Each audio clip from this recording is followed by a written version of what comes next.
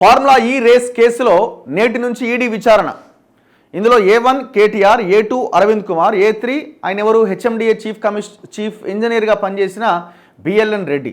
ఆయన ప్రొసీడింగ్స్ ఇచ్చిండు, కేటీఆర్ చెప్పిండు, పైసలు విదేశీ కంపెనీకి కొట్టిండ్రు. ఇందులో ఈ ముగ్గురి పాత్ర ఉంది. ప్రొసీడింగ్స్ ఇచ్చిన ఆయన దగ్గర నుంచి, చెప్పిన ఆయన దగ్గర నుంచి, మనీ ట్రాన్స్ఫర్ చేసిన ఆయనంత వరకు, బ్యాంకు కూడా. ఈ మొత్తం కేసులో దానకిషోర్ కంప్లైంట్ చేసిండు, secretary IAS. So Danakishore complaint మేరకు ఏసీబీ కేసు నమోదు చేసింది. ఇది అయిపోయిన వెంటనే ఈడీ ఎంటర్ అయింది. ఈడీ కూడా కేసు నమోదు చేసింది. ఈడీ ఎంటర్ ఎందుకైందంటే ఇది మనీ లాండరింగ్ సంబంధించిన విషయం. ఫెమా నిబంధనలు ఉల్లంఘించారు, పౌండ్ల రూపంలో ఆ డబ్బులను పంపించారు విదేశీ కంపెనీకి. మరి ఆ డబ్బులు ఎక్కడ పోయినాయి అన్న దాని విషయంలో ఈడీ ఎంటర్ అయింది. అదే ఈడీ కేసులో ఇవాల్టి నుంచి, అంటే ఇవాళ 2వ తారీఖు బిఎల్ఎన్ రెడ్డిని విచారించబోతున్నారు. రేపు 3వ తారీఖు ఐఏఎస్ అరవింద్ కుమార్ని విచారించబోతున్నారు. 7వ తారీఖు A1గా ఉన్న కేటీఆర్ని విచారించబోతున్నారు. ఇప్పటికే వీళ్ళందరికీ సమన్లు జారీ చేసింది. ఈ మేరకు బిఎల్ఎన్ రెడ్డి గురువారం ఈడీ అధికారుల ముందు హాజరు కావాల్సి ఉన్నది. మరి హాజరు అవుతారా, మరి ఏమైనా గిరం వచ్చిందంటారా, మరి చూడాలి.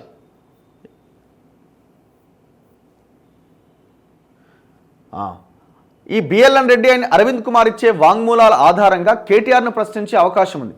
హైదరాబాద్లో ఫార్ములా ఈ రేసుల నిర్వహణ నిమిత్తం హెచ్ఎండిఏ ఖాతా నుంచి లండన్లోని ఫార్ములా ఈ ఆపరేషన్స్ ఖాతాకు బదిలీ అయిన సొమ్ము గురించి ఈడీ దర్యాప్తు చేస్తున్నది. ఈ నిధులను నిబంధనలకు విరుద్ధంగా బదిలీ చేశారని ఏసీబీ ఎఫ్ఐఆర్ నమోదు చేసిన నేపథ్యంలో ఈడీ రంగంలోకి దిగింది.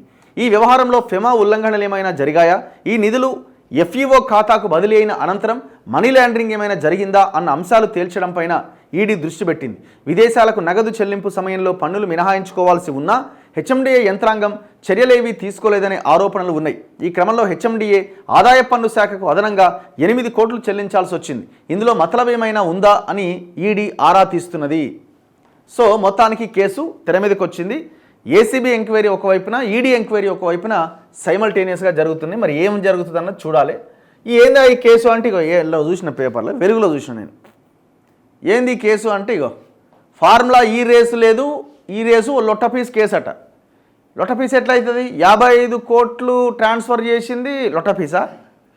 వాస్తవమే కదా, నువ్వు చెప్పింది వాస్తవమే. నువ్వే ప్రెస్ మీట్ పెట్టి అవును నేనే చెప్పినా అన్నావు.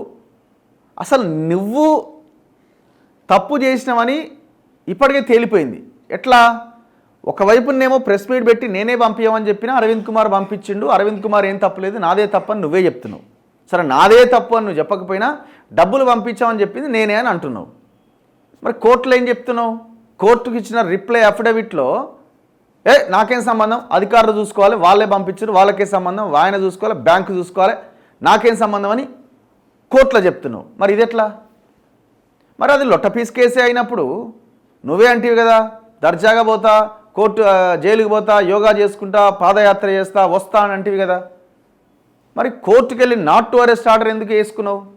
లొట్టపీస్ కేసే కదా, ఆధారాలు లేకపోతే కేసు ఊతదే అయిపోతుంది కదా, ఎందుకంత భయపడ్డావు? మరి ఇది లొట్టపీస్ కేసే అయినప్పుడు ఎందుకు ఇంత సినిమా? మేమేమంటున్నాం అంటే ఇప్పుడు కేటీఆర్ చెప్పింది కూడా కరెక్టే. 55 ఆయన ఉద్దేశం ఏంటంటే అరే 55 కోట్ల కేసు ఏందిరా, నేను 1,00,000 కోట్లు మింగిన భూముల కేసులు ఉన్నాయి, గది పట్టుకోకుండా గీ లొట్టపీస్ కేసుని పట్టుకున్నారని కేటీఆర్ అంటున్నాడు, జనం అంటున్నారు. 100% ఇది లొట్టపీస్ కేసే. ఏ కోణంలో? భూముల దాంతో పోల్చినప్పుడు ఇది లొట్టపీస్ కేసు కాకుండా ఏముంది 55 కోట్లది? కొన్ని లక్షల కోట్లు. చాలామందికి వినడానికి కూడా గట్లుంటుందా అని అనిపించుండొచ్చు మీకు, కానీ కొన్ని లక్షల కోట్ల భూ దందా చేసిండు కేటీఆర్. కొన్ని లక్షల కోట్లు. అది ఎన్ని లక్షల కోట్లన్నా తేల్చాలి. ఎందుకంటే మీకు మొత్తం వీళ్ళు భూ దందా చేసిందంతా ఈ వెస్ట్ సైడే. షేర్లింగంపల్లి, తెల్లాపూర్, మియాపూర్, కుకట్పల్లి, మూసాపేట్, హైటెక్ సిటీ, అటు పోతా ఉంటే పోతా ఉంది అటు. ఎకరం 100 కోట్ల రూపాయలు, 50 నుంచి 100 కోట్ల రూపాయలు ఉన్న ఏరియాలో వీళ్ళు చేసిన దందా అంతా ఇంతగా కొన్ని వేల ఎకరాల భూమిని ఖతం పట్టించినారు. అందుకే అంటున్నాం కేటీఆర్ చెప్పింది వాస్తవం, ఇది లొట్టపీస్ కేసే. అసలైన కేసులు అవి. ఒప్పుకున్నాడు ఆయన కూడా, మేము అట్లా తీసుకుంటున్నాం, నువ్వేమో ఇదేం లేదుతుంది అని చెప్తా.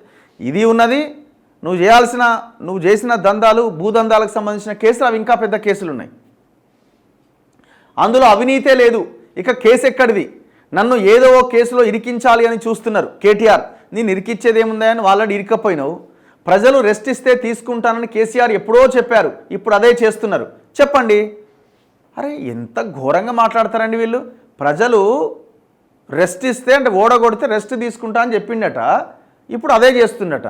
మరి ఎమ్మెల్యే పదవికి రాజీనామా చేయమను, రెస్ట్ తీసుకోమను ప్రశాంతంగా. వేరే వాళ్ళు అక్కడ ఎమ్మెల్యేకి వస్తారు గజ్వేల్లో. శాసనసభాపక్ష పదవి ఎందుకు? మరి ప్రధాన ప్రతిపక్ష పదవి ఎందుకు మాట్లాడతావు? ఎందుకు పార్టీ ఇజ్జత్ తీస్తావు నువ్వు? ఇప్పుడు నేను అడుగుతున్నా, మీ నాయన రెస్ట్ తీసుకుంటున్నా తీసుకోమని ఎవడొద్దన్నాడు? మరి ప్రధాన ప్రతిపక్ష హోదా పదవి ఎందుకు? ఆ పదవిలో నువ్వే ఉండు, నువ్వే మాట్లాడు, ఎవరొద్దన్నారు? మీ కుటుంబ పార్టీయే కాబట్టి నువ్వే తీసుకుంటావో, మీ బావకి ఇస్తావో, మీ సిస్టర్ గారికి అవకాశం లేదు కానీ మరి ఎవరికి ఇస్తావు? కౌశిక్ రెడ్డికి ఇస్తావా? ఇంకెవరికి ఇస్తావా? మీరే ఇవ్వండి, మీరే తీసుకోండి. ఆయన రెస్ట్ది ఎందుకు తీసుకుంటున్నా, ఎందుకు క్వశ్చన్ రైజ్ అవుతున్నది? ఆయన ఎమ్మెల్యే, ఆయన ప్రతిపక్ష నాయకుడు, ఆయనకి క్యాబినెట్ హోదా ఉన్నది. తింటుండా రోజు జనమిచ్చేదే, పంటుండా జనమిచ్చేదే, నీకు సెక్యూరిటీ రక్షణగా ఉందా జనమిస్తున్నదే. స్థానిక ఎన్నికల్లో బీసీలకు రిజర్వేషన్లు ఎగ్గొట్టేందుకు ప్రభుత్వం కుట్ర. ఆహా, రిజర్వేషన్ల గురించి మాట్లాడుతున్నారే ఈ దొంగలు. దొంగ అన్నట్లేదు. 35% ఉన్న రిజర్వేషన్ని 18% తగ్గించిన దుర్మార్గులు మీరు.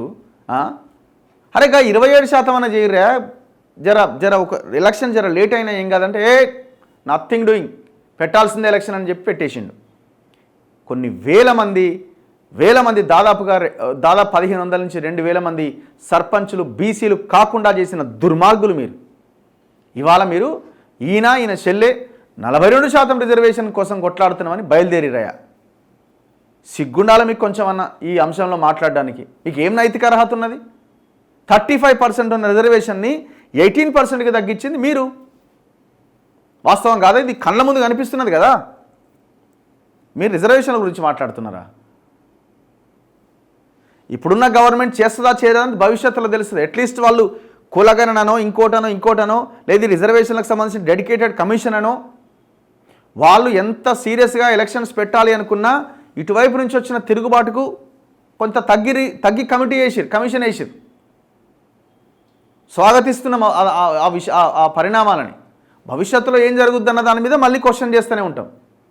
ఆ రిజర్వేషన్లు ఇస్తేనే మీరు ఎలక్షన్లు పెట్టాలని మేము డిమాండ్ చేస్తున్నాం. కానీ మీకు ఎక్కడిది డిమాండ్ చేసే అధికారం? నోరు మూసుకొని కూర్చోండి. మీరు మాట్లాడడం వల్ల ఇది అధికార పార్టీకి అలుసైపోతుంది, లేకపోతే వాళ్ళకి అడ్వాంటేజ్ అవుతుంది. మీరు ఇందులో ఇన్వాల్వ్ కాకండి. మీకు బీసీల గురించి, దళితుల గురించి, గిరిజనుల గురించి, బలహీన వర్గాల గురించి మాట్లాడే నైతిక అర్హత మీకు లేదు. RRR ప్రాజెక్టులో 12,000 కోట్ల స్కామ్ జరుగుతున్నదని ఆరోపణ. RRR ఈ రీజనల్ రింగ్ రోడ్కు సంబంధించి మీ నాయన ఫామ్ హౌస్ పోకుండా, మీ ఎమ్మెల్యేల ఫామ్ హౌస్లు, మీ ఎమ్మెల్యేల రియల్ ఎస్టేట్ వెంచర్లు పోకుండా మీరు ప్లానింగ్ మార్చుకున్నారు. అంత దొంగలే, వాళ్ళ దొంగలే, వీళ్ళు దొంగలే.